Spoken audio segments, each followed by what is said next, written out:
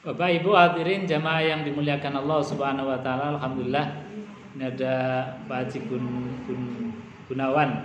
Iya. Beliau dari Banyumanik, alhamdulillah bisa hadir bersama istri. Oke. Kita lanjutkan kajian kita. Kita masuk pada ayat yang ke-10 surat Al-Mulk. Monggo yang sudah pegang mushaf bisa dilihat, dibaca bersama-sama. Bismillahirrahmanirrahim.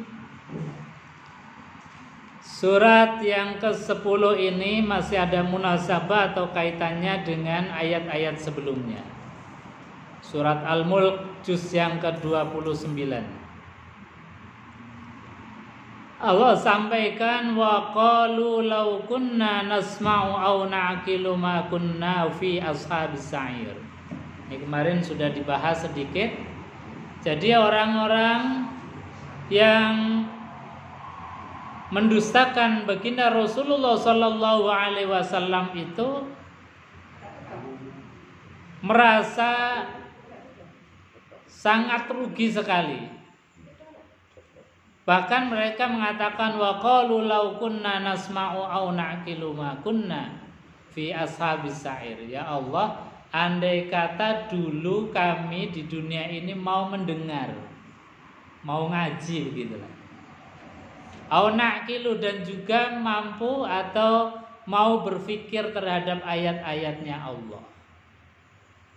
Kadang-kadang kita kan dikasih telinga nggak mau mendengar. Dikasih alat pengindra, kita nggak bisa memaksimalkan untuk dekat dengan Allah, untuk mempelajari ayat-ayatnya Allah Subhanahu wa ta'ala. Maka ma kunna fi ashabis sa'ir, pasti kami tidak akan masuk ke dalam neraka sa'ir. Fa'tarafu bi dzambihim. Ayat yang ke-11, fa'tarafu, maka mereka i'tiraf. I'tiraf itu merasa bersalah, mengakui dosa, mengakui kesalahannya. Bidzambihim, disebabkan karena dosa-dosa mereka. Dosa mereka yang dimaksud di dalam ayat ini adalah karena mereka mendustakan Rasulullah, mendustakan ayat-ayatnya Allah. Mereka sudah sadar nih pas waktu berada di neraka, tetapi jadi sadarnya ini terlambat. Maka mumpung kita masih ada kesempatan, dikasihkan kesempatan oleh Allah, usia, waktu, umur, kesempatan, ini jangan sampai kita iktirafnya setelah nanti di akhirat. Ini bahaya. Karena pasti, ini sebuah kepastian. Fa'tarafu bizambihim. Mereka itu iktiraf, merasa bersalah, merasa berdosa, mengakui bahwa dulu di dunia ini mendustakan ayat-ayatnya Allah Subhanahu wa ta'ala. Maka alhamdulillah pagi ini kita bisa ngaji ini bagian dari iktiraf yang masih punya makna, masih berarti. Karena apa? Kita masih punya kesempatan memperbaiki diri. Masih punya kesempatan untuk iktiraf yang diterima oleh Allah Subhanahu wa ta'ala. Jangan sampai iktirafnya ketika di akhirat sudah nggak bisa lagi untuk perbaikan, nggak bisa lagi remedi. Kalau bahasanya Mbah Kun, kalau ngajar ada santri, ada mahasiswa yang nilainya pasti ya suruh remedi lagi. Nah kalau kita ini dikasih nilai A di akhirat, dikasih nilai di akhirat nanti kan nggak bisa balik. Ya deot. Nah makanya kita dikasih ayat ini fa'tarafu bizambi. Mereka itu iktiraf, ngaku salah tapi sudah di akhirat, nggak ada fungsinya lagi. Makanya Allah sampaikan fasuhqal li ashabis sa'ir. Fasuhqan, maka kebinasaan, sudah tidak ada untungnya lagi, tidak ada fungsinya lagi.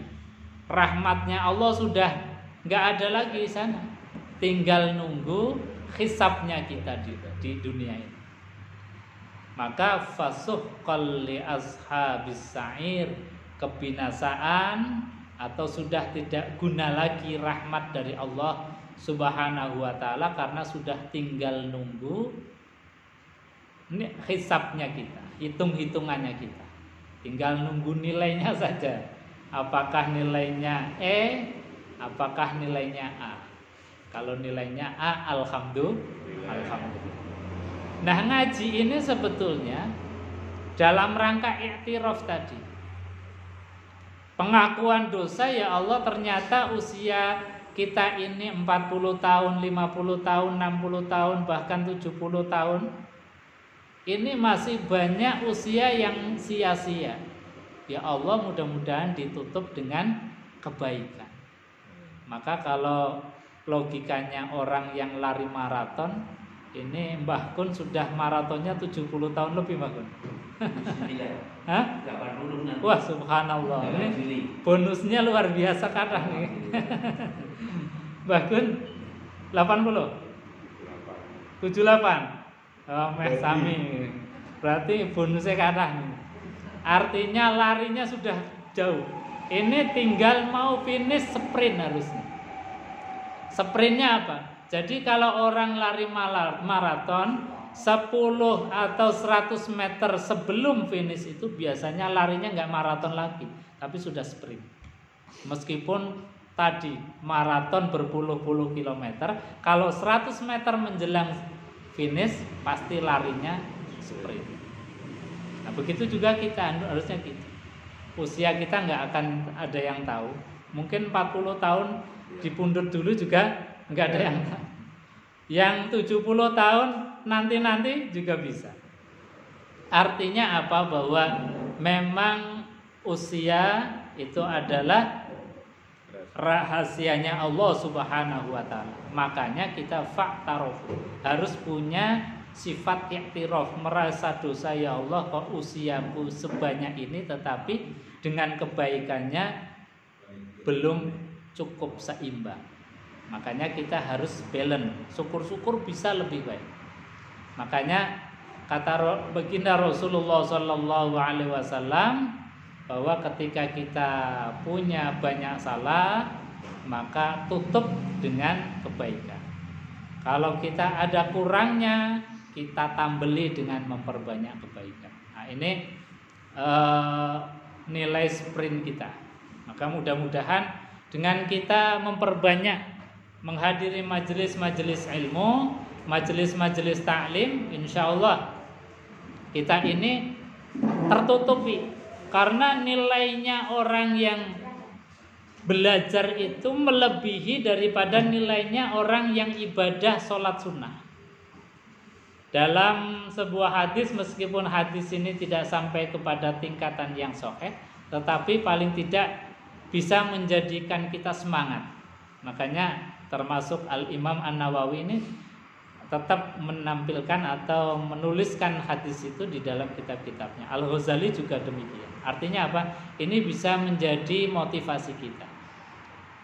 Bahwasanya kata Rasulullah SAW, duduknya kita satu saat atau 1 jam lah, dalam kita bermajlis mempelajari ayat-ayatnya Allah, khairun, itu lebih baik dibandingkan dengan sholat alfi rakaatin, 1000 rakaat.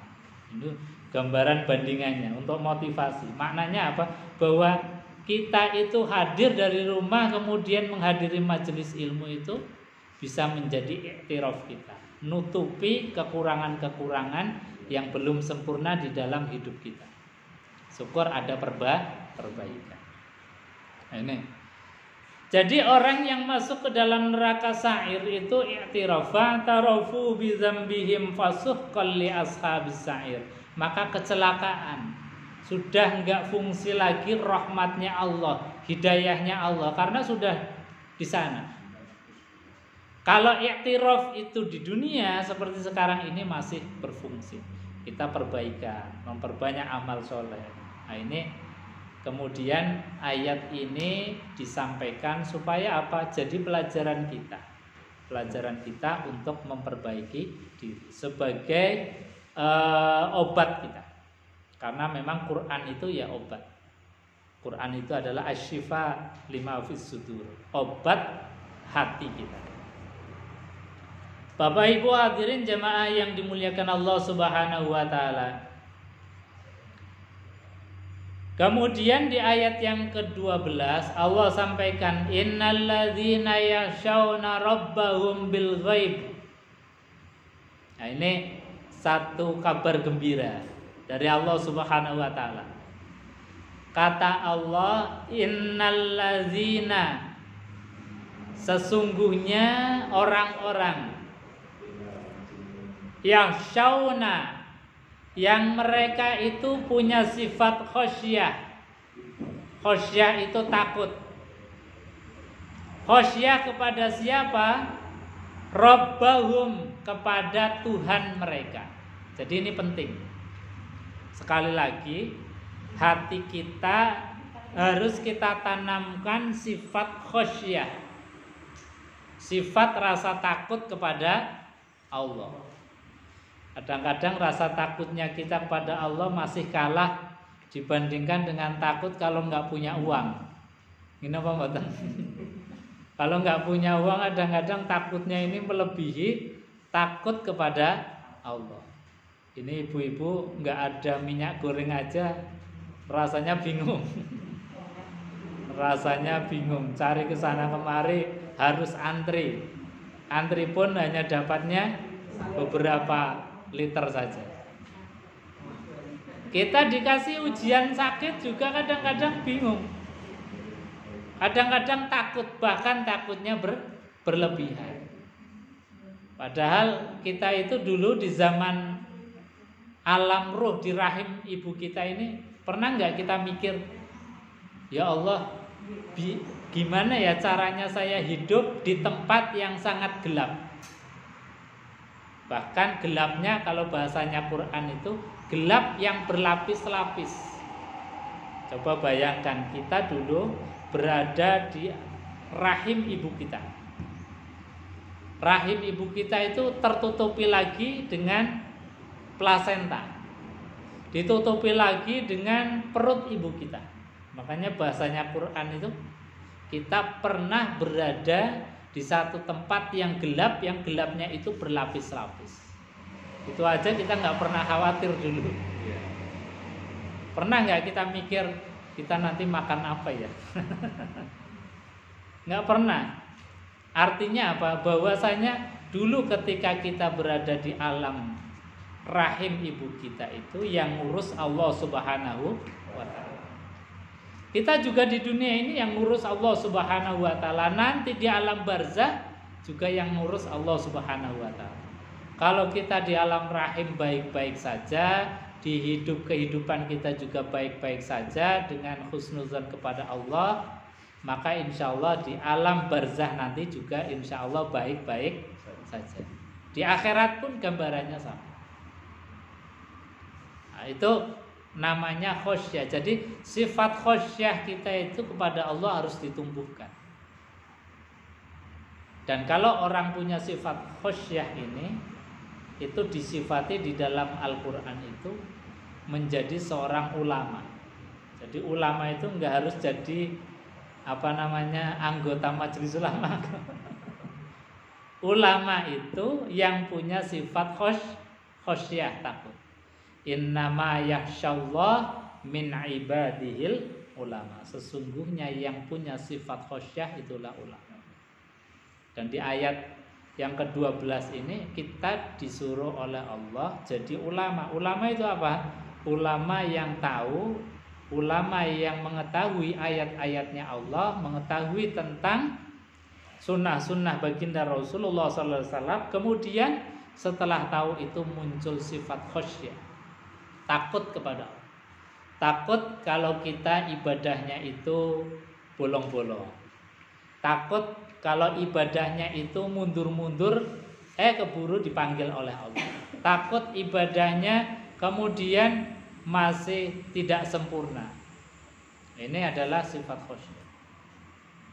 Ini kalau tidak dimunculkan rasa khosyah ini, Kita kadang ibadahnya ya asal-asalan. Padahal kemarin sudah saya sampaikan ibadah sholat itu luar biasa.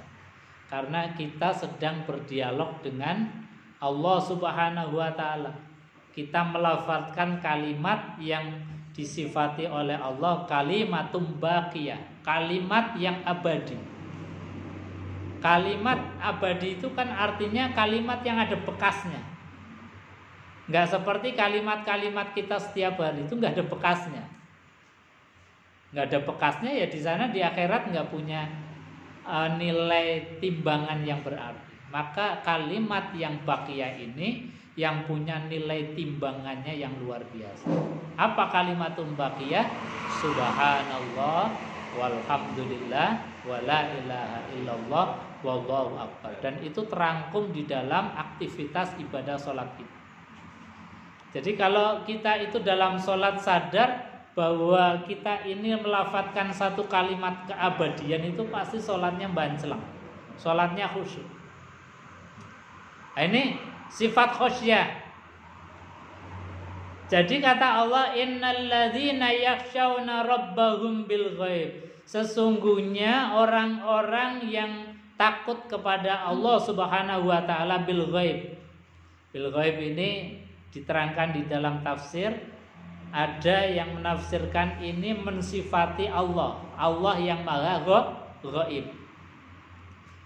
Ada lagi yang mensifati sifat khosyahnya kita, sifat takutnya kita itu bil ghaib, yaitu dalam keadaan sendiri.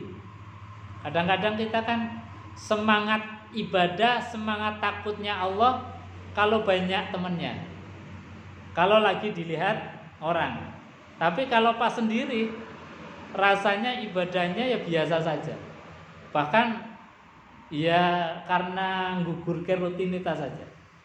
Makanya orang yang takut dalam keadaan bil ghaib, dalam keadaan sendiri, ini orang yang sifat takutnya itu luar biasa, tinggi. Karena apa?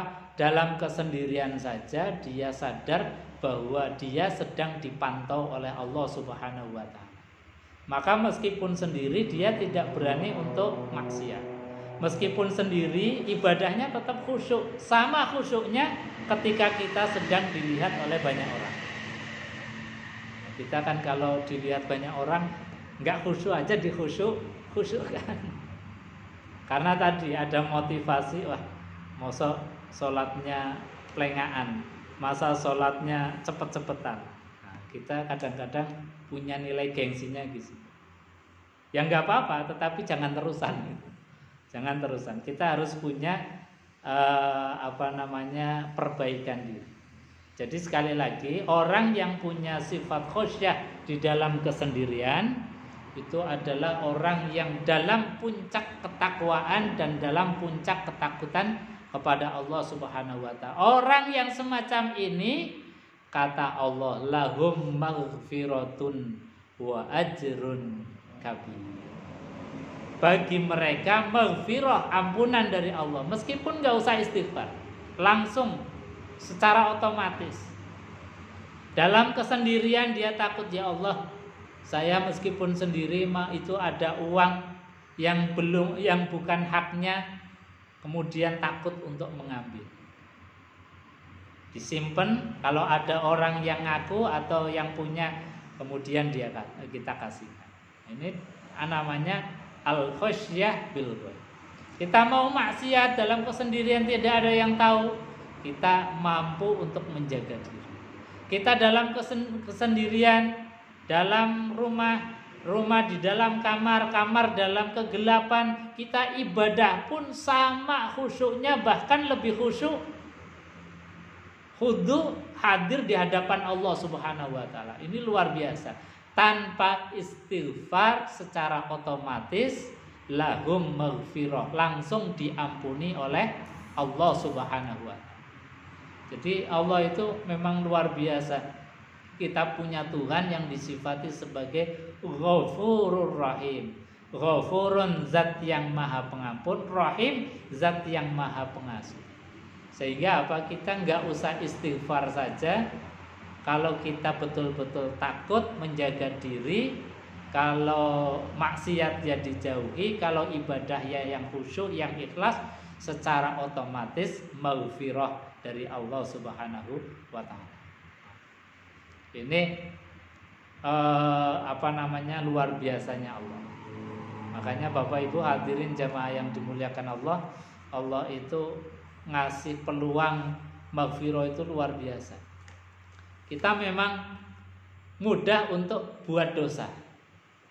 Jadi keluar rumah saja sudah kadang-kadang dosa maksiat. Bahkan di dalam rumah saja kita bisa potensi maksiat, potensi dosanya itu ada dan tinggi. Tapi luasnya maghfirah dari Allah Subhanahu wa taala lebih banyak, lebih tinggi, lebih besar daripada potensi maksiatnya kita. Makanya tadi sifat khosyah itu sangat penting. Makanya kita dilatih oleh baginda Rasulullah SAW itu dengan sholat. Sholat itu diantaranya adalah pelatihan sifat khosyah. Coba gimana nggak pelatihan? Kita wudhu saja, itu kalau misalnya wudhunya tidak benar, itu orang mungkin nggak terlalu tahu. Atau khusyuknya tidak sampai, atau khusyuknya itu betul-betul nggak ada karena yang dipikirkan macam-macam, orang juga nggak tahu. Atau kita niatnya bukan lillahi ta'ala juga tidak tahu, kecuali Allah Subhanahu wa ta'ala. Makanya ini adalah pelatihan khosyah, menumbuhkan rasa takut kita kepada Allah Subhanahu wa ta'ala. Maka lahum maghfirah, bagi mereka adalah maghfirah. Bukan hanya maghfirah saja, tapi wa ajrun kabir, dan pahala kabirun yang sangat besar. Ini potensi-potensi yang Allah berikan kepada kita. Makanya alhamdulillah kita masih diberikan kesempatan untuk bisa ngaji, saling watawasau bil haq, watawasau bis sabr, mengingatkan di antara kita. Bapak Ibu hadirin jamaah yang dimuliakan Allah Subhanahu wa taala, sebelum saya lanjut mungkin kita akan diskusi dulu. Barangkali ada yang mau menambahkan atau ditanyakan, monggo disilahkan. Monggo, J.